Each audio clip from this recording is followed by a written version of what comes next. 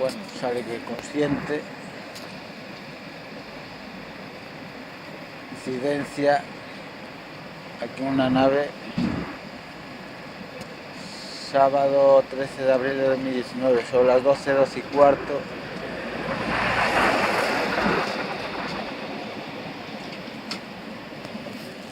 Delante de Euroroca, en la recta del polígono Granja.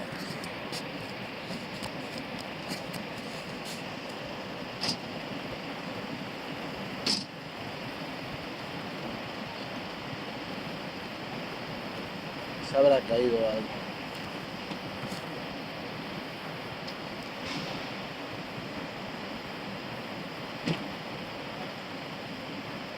¿Qué salen? ¿Por otro portal o qué?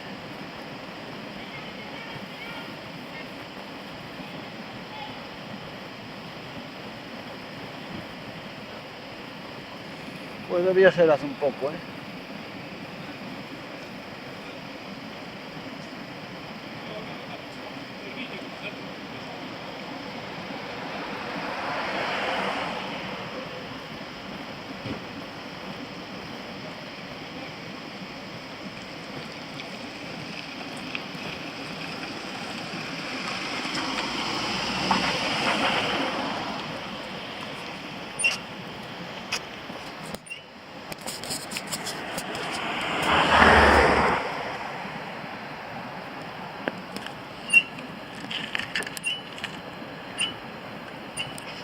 Mira la atrás.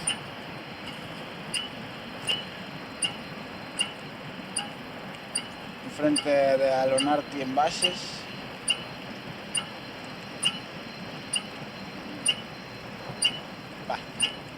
Muy seria no es la cosa.